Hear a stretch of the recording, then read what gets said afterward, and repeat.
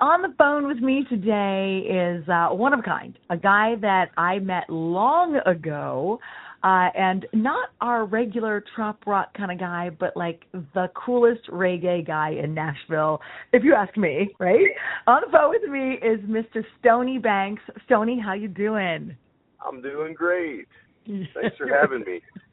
It's no problem. Listen, you are so funny. I need to tell the story really quick on how we met. And I don't know if you remember, but I was working at the other radio station, and they were having some kind of songwriter night upstairs in the restaurant.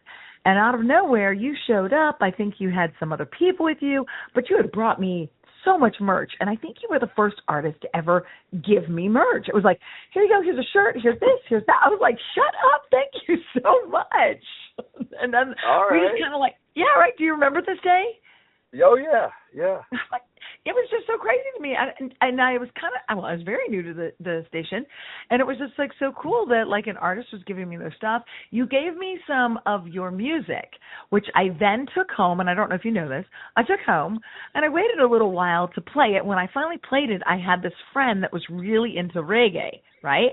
And I was like, I'm going to let him hear this. This is kind of cool. I could say, hey, here's a new artist that you probably haven't heard before. You know who that person was? Stoney, that was Bob. Bob, who has been my boyfriend now for the last 2 years. Isn't that weird? Like you, I feel you are part of that excuse for me to call Bob to give him some new music. I wanted him to hear you. So thank you. Well, I am glad to be the, unintentional matchmaker. You know what I mean? Exactly.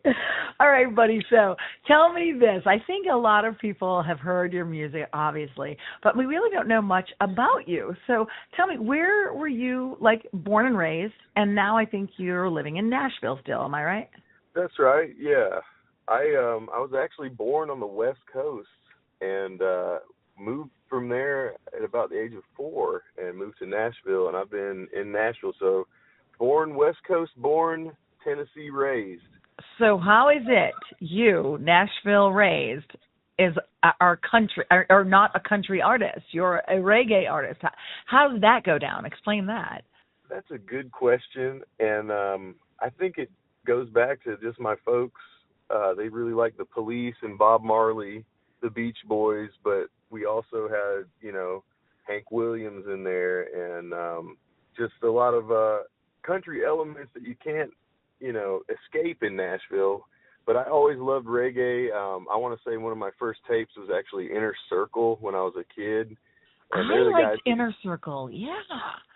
Yeah, they do the Bad Boys theme for Cops. So I think my dad bought me the tape, and that record is, one of few that I can just listen to it to this day, front to back, on a road trip or whenever, and it just I don't know, there's some connection there. I just love it so much. And so it's probably from being a kid listening to that stuff and growing up, and then like Sublime was a huge influence on me as like a middle schooler. I probably shouldn't have been listening to that stuff when I was that young, but that was a huge influence too. I mean, and I just that was almost an obsession. I downloaded all their stuff off of Napster after buying the CDs multiple times and, find live recordings, and just because they had a plethora of stuff like that was underground, like not in the stores, but that's back when you could buy stuff I guess you can still buy stuff in the stores. Yeah, but when you did that as your primary. And I must have bought the self-titled Sublime album like 3 or 4 times because I'd tear it up listening to it. I'd go to bed listening to it, and I would just burn through those CDs. And then, Napster came around, and you could find like underground cuts, and that was really the kind of the start of it. And I just always had that influence going. And how did you learn how to play? Oh, you've been to Jamaica. Sorry, I was just in my head thinking that. No, I want to hear it all, but. You were so the Jamaican thing too. Because I was like, Sublime, still not as much reggae as I think. But so the Jamaican music when you got off the plane, I'm sure helped, right? Yeah, so I've been there twice. The first time was actually a cruise, and we got to hang out like for the afternoon, basically, in Montego Bay, and it was, I don't know, I had this like crazy vibe that was just like, and I was playing my, my reggae stuff, See You Smile and Bob Marley stuff, and just got such a warm response, and just from the people that I'd meet there, you know, on the beach, strumming and hanging out, and just the vibe was, it like connected with my soul for some reason. And like the next time I went back, I about started crying when we hopped off the plane, and I spent about a week there. And I don't know what it is, but I love the tropical vibe. And it connected with your soul. So that is the answer I think I was searching for was, you know, where is it? Because I can talk to a country artist all day long. I can talk to our trop rock people all day long. But, you know, when it comes to, I mean, you're not like this regular Jamaican guy. You're like, you're like just a guy who grew up in Nashville who does this incredible reggae music. So there had to be something there. So it's just kind of like embedded in you, I guess. And, learning to play to the guitar, the instrument, this came natural as well, or how did that work out for you? Well, the reason why we moved to Nashville is my dad was writing a lot of songs. He's a musician, and he was just overflowing with a lot of songs when we were little kids. And so he moved here to chase the dream of, you know, songwriting and pursuing that. And I played violin. Like, one of my friends is actually Randy Travis's fiddle player, his dad anyway. My friend was his son, and they were young kids, and they had them in violin lessons and playing violin, and I just thought it was cool, you know, and music was always around. And so I started playing violin at a young age. I came home one day, I said, I want to play violin like my friend, you know, and my dad's looking at me like, yeah, you're a wild kid. I don't know if you can do the discipline. And I did, though, and they got me violin lessons, and I picked up that at a young age, maybe 7 or 8, and then was playing and doing that. And then, you know, one day, I'll tell you the story. My dad, I was in my neighborhood, and one day, so all the kids, one of the dads in the neighborhood who had a big old Econo van, they were going to take all the kids to a park to play, and, you know, I was like, yeah, so can I come too? And he's like, actually, we're out of room in the van. Like, we don't have room for you. And I was like, oh, man, like, probably at the time it's because I was a troublemaker and I was always up to no good. And he's probably like, we don't need to bring him. He's going to cause problems or something. You know what I mean? Always getting hurt. Always, right. You know, right. Just being a scutch, you know, as my dad would say. But so you know, pain in the butt, essentially. So I'm thinking that's maybe the reason why they didn't want me to come. But it broke my heart. I was very sad one day, and, you know, I had the skill on the fiddle, you know, and was into music and stuff. And, like, my dad saw me moping around, and he kind of felt bad, and he said, hey, he's from Boston, so I'm going to do his accent. He's like, come down here, and he had a basement layer where he would hang out, and he ended up doing like artwork and stuff. So it was like his studio, his area, his hang, you know, before a man cave, it was his man cave basically. Right. And he's like, come down here, I'll show you something. And I'm like, all right, what we got going on, you know? He plugs in his electric guitar to the PV amp, big old 212. I don't know if anybody remembers those things, but it seemed like every dad had one in the 90s and early 2000s. And so he plugs in the electric guitar and cranks it up, and it's just growly and crunchy and huge sounding. And I'm like, whoa, this is powerful.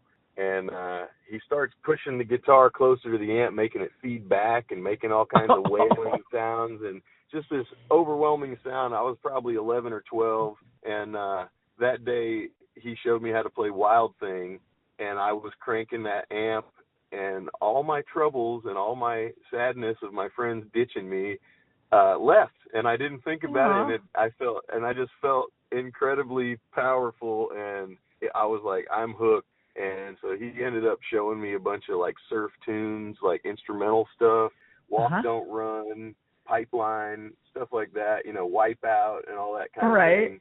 And he had a little drum set, so we would jam and stuff down there. And I started kind of playing guitar at that point. That was the turning point. It came from a, you know, something that may have seemed like a, you know, a bad thing, my friends ditching me.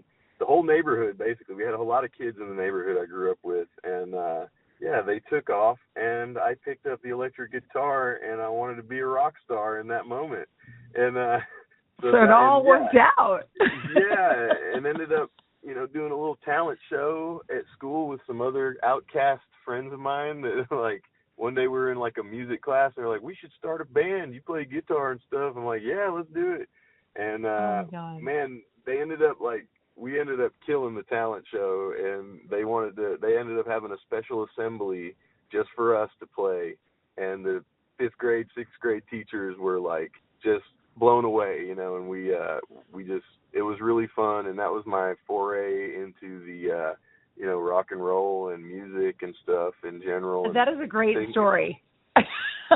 Yeah, right. I really know, don't. Right? Almost like I felt movie-like in there as you're telling the story. I'm like, this is so good. Like, you can't write stuff like this. You're sad, the kids, the guitar, the dad. Let me ask you a really quick question, just because I'm nosy. Your dad, did he ever make it? Any of his songs ever make it on anything? You know, he followed he got his dream. Yes, he did, and you know, he got a few publishing deals here and there. You know, some stuff was, you know, floating around, but no, he never really got any like big cuts or anything that really pushed it over the edge. But what he ended up doing, like I said, he started doing this artwork. Well, first off, because the guy that he was going to demo studio knew that my dad, he was a house painter too, so he had these canvas pieces, and they were just like sound baffles, you know what I mean, for the studio. And he asked my dad if he could like paint something on them. And my dad started like drawing these murals all over them. And they ended up being really cool. And he actually has a lot of his paintings hanging down on Broadway and Robert's Western, where to this day, if you go in there, all his paintings are up on the walls in there. And that's kind of his claim to fame, is his mark on Music City, as it were, you know. And several other venues in town, 3rd and Lindsley, and what formerly was Douglas Corner. They ended up buying a whole lot of his paintings, and I remember him doing a lot of art. Yeah. That is crazy. I had no idea. Do you know how many times I have seen those paintings? So, like, especially in Roberts, so many times. I am so glad that you told this story. Oh my gosh, that is incredible. Isn't that wild? Yeah, I know. It's kind of mind blowing still to this day talking about it and stuff. And yeah, Dad's still right. And yeah, his stuff's on YouTube. You know, I made a YouTube page for him recently, and we uncovered a whole briefcase of his cassette demos from like 20 years ago, 30 years ago, and I helped him put it all on digital and put it on YouTube. So my daddy very cool. is Big Story Songs at YouTube. So if anybody wants to check that out, give him a follow, you know. Well, I'm going to go follow him myself. I am just I'm not surprised, but I am, well, yeah, I'm going to say it. I'm surprised. And I had no idea when we started this interview I was going to get to learn so much about your family, about your life. And he's from Boston. That's all great. I just thought you were a dude that was like trying to play some reggae music. Who knew? You came from all this. The Stoney Banks runs deep, you know what I mean? Oh my gosh. Okay. All right, I'm going to move forward because I think we should. But thank you so much for sharing all that. Now I want to go back to Nashville. I want to go back and look at the stuff. I just got home. This is crazy. It was great seeing you a couple weeks ago at Music City Fin Fest. You did a great set. For those people who missed it, shame on you. You were fabulous on that day, as hot as we all were.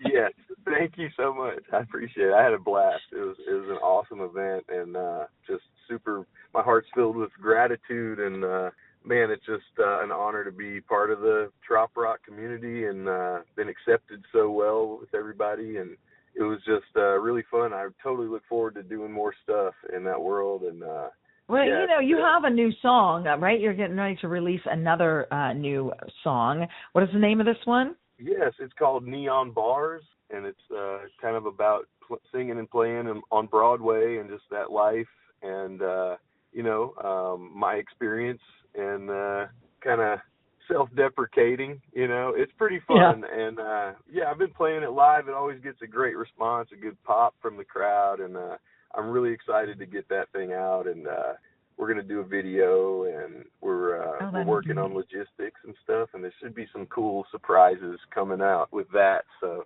I'm looking forward to it. Yeah, me too. Okay, so you have some live performances getting ready to do too. Like, I mean, I was lucky enough to see you in Nashville, but tell us where we can see you if other people wanted to get out there and see you live. Yeah, What's coming up? absolutely. We have a couple of gigs coming up in October in Tennessee. We're going to be playing. I'm joining my best friend Stethosaurus Rex. He's an artist in his own right, and I've been helping him record and make a bunch of songs and stuff. And we're going to be playing at a place called Tuck's Bar in Minor Hill, Tennessee.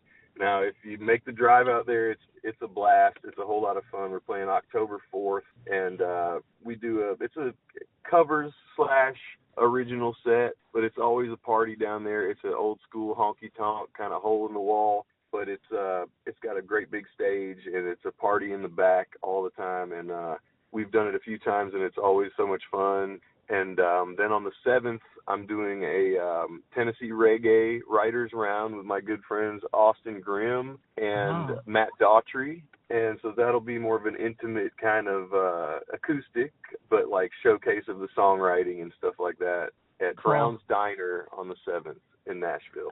And what do you have? You say you have some Florida dates coming up.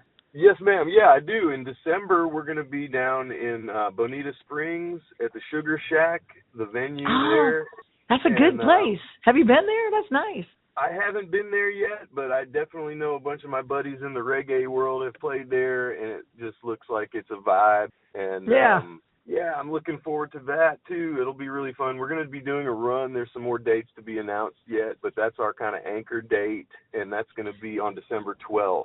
So tell me this, if we didn't catch all this, you post all this information where you're going to be on your website or on your socials. Where's the best place to look for this kind of information? Yeah, all the calendar and tour dates are going to be on StoneyBanks.com.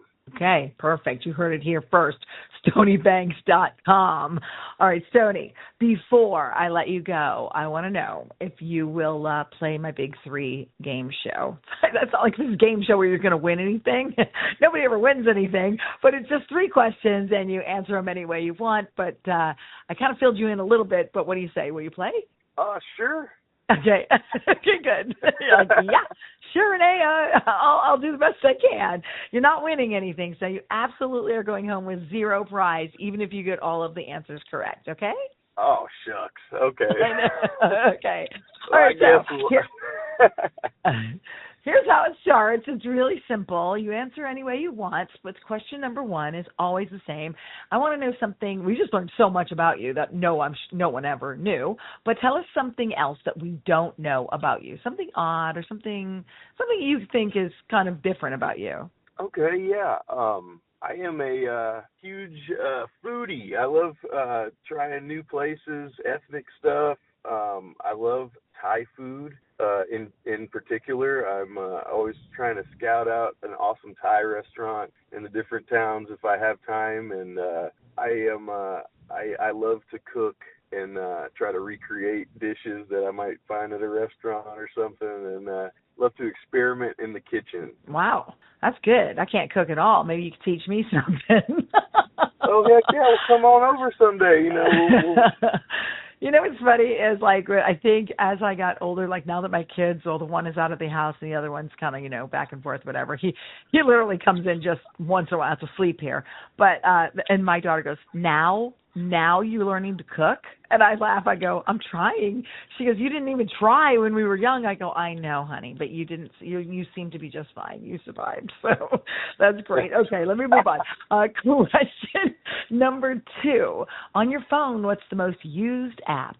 What's the most used app? Other than, well, I'm not going to say. I'm just kidding. No, I actually, probably it's ChatGPT at this particular moment in time. I have been using that to organize my life. I know. I just came off of it a minute ago. What kind of doctor do I see if my foot hurts? Like I'm giving like the information in chat, and it's coming up with like, well, idiot, this is the.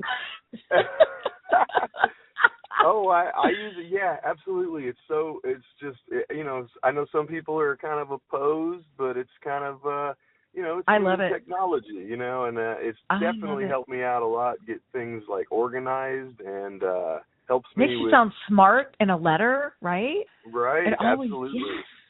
I know that my thoughts, I have so many thoughts. I'm sure like most entertainers or people who are in the entertainment business, creative people. And I can get all the information down, but it doesn't always smoothly, lay itself out in a letter. Chat, man, you put all the information in, even if it sounds horrible, it goes, oh, I believe you want me to make this sound better. And it does. Yeah. I love it. Yeah, no, I believe you. I love it.